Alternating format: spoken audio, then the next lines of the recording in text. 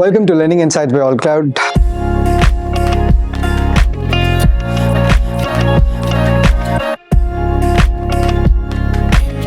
This is our platform where we are reeling our thoughts on the lending industry. And today is a very special podcast, a full house, of course, in collaboration with IDfy.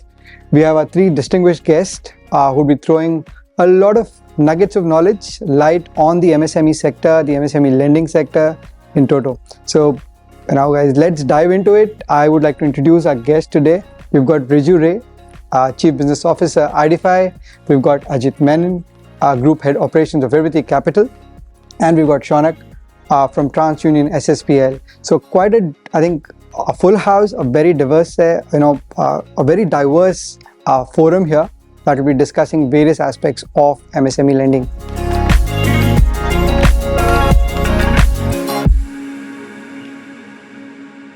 What I like to do is, Wriju, we'll quickly want you to talk about the MSME lending space, the MSME sector in toto, and then we'll move to Ajit and Shaunak then. Thank you. So Rahul, thanks for having me here. I'm so happy to be here to talk about a sector that I follow very deeply. And even more so because about 3 or 4 years, I understood the magnitude of this sector. And I used to think it's a small sector. And sometimes if you look at GST numbers, you're like, well, it's maybe just 12 million or 16 million, depending on whose numbers you believe. But actually, there's a lot of people who don't have GST numbers. And sometimes you've got folks who are self-employed, like tuition teachers or sports instructors. And with all due respect, they are also actually MSMEs, right? And if you count them correctly, you land up with about 80 million odd MSMEs, and that's a very large market. If you think about it, that's larger than many countries. Like, there isn't a single European country of that size to begin with. A couple of them together. Right? So yeah, exactly. So 2 European countries together, you mash it up, you get the MSMEs in India.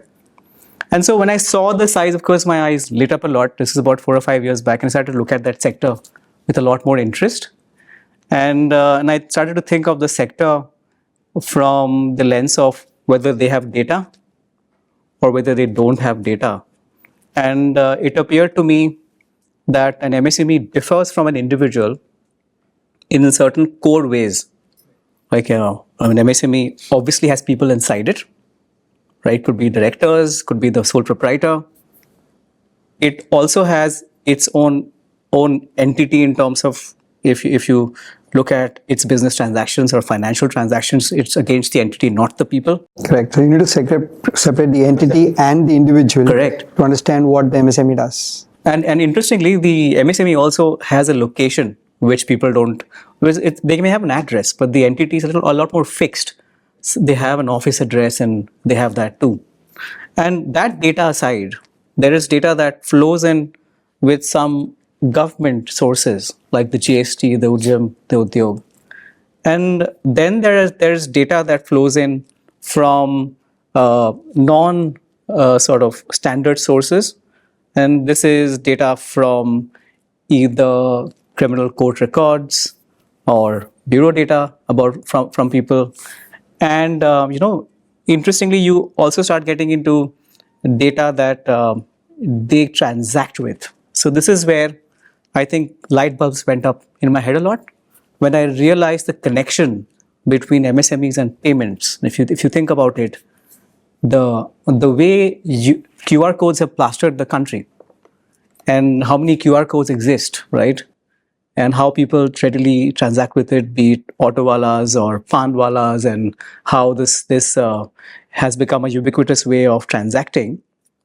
You realize how much information is just flowing through these payment systems, and data that comes through these transactional systems either are related to the payments or often through e-commerce aggregators that bring them together these days, the marketplaces that are involved in it.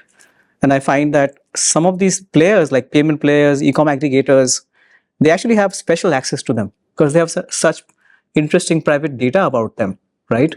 Which is so useful when it comes to the subject of lending.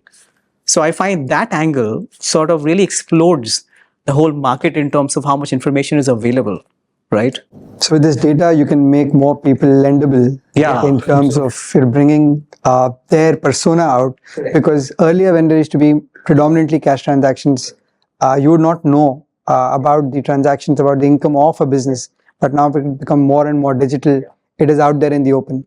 That's right. And what you are trying to say about cash flow based lending is that that data is not or should not be restricted only to a certain a group set. Yeah. It is something that can be utilized across banks, NBFCs, and fintechs, so that there can be better products coming out for MSMEs. Yeah. So I think that was a eureka moment for me in a way. I know there's a lot of people who are able to speak about this at length from their own lens, and you'll hear from it. I actually wonder, Rahul, if considering you're an expert in this area too, what are your thoughts about the data sources and the way you look at the MSMEs? I think there are a lot of data sources today. And addition is the cash flow, which is actually a very true source of data, because it gives you the collections, it gives you the payment. You can understand what they're buying, what they're selling, how much they're buying, when, and what is their cash flow like, so that you can place the not just from the perspective of evaluation of a borrower, but also making sure the collections come on time.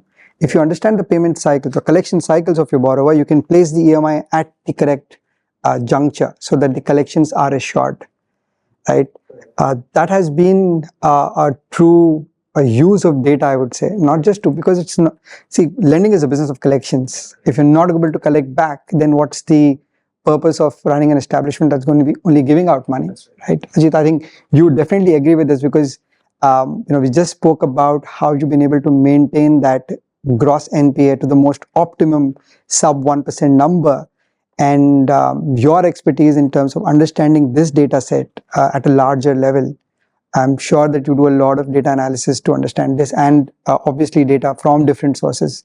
So what's the perspective? How do you look at this data in total? I think it's a very interesting point that you made. I think the business of lending is actually the business of collecting. So you're only as effective, as a lender if you were to lend and collect with the interest, and a relationship is maintained, and then you continue to lend, and there is a lot of stickiness in the equation.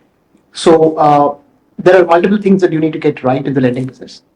It begins from the overall ethos of the company, how you go about sourcing, lead qualification, doing your due diligences, the sectors you want to take a bet, going deep into a sector or sectors, underwriting in a certain fashion which is more akin to your risk that you would want to take as a company, because it's different strokes for different folks. I cannot use a straight-jacketed cookie-cutter approach when it comes to underwriting. I would definitely need to look at data from the lens that I would want to use and to the outcomes that I want to drive. So if I'm taking sectoral bets, how you go about, appraising a dairy company, which is engaged in the business of, let's say, perishables, it could be butter, milk, buttermilk, etc., as compared to somebody who's into forgings, right, which makes axles and connecting rods and pistons and piston rings and essentially metal forgings. Right? Two very different businesses. Two very different businesses. Different receivable cycles, different stresses, but you should have the ability to look at it more objectively, and that's exactly where companies like Vivrti have the lead and advantage, because everything's proprietary, and there are cuts that you need to look at, which enable you to end up driving a result, and then be cautious on lending and ring fence yourself. So it's multiple aspects, right? Going from sourcing until such time that you would want the customer to be on your network, and you get the money back. So it's a long drawn play.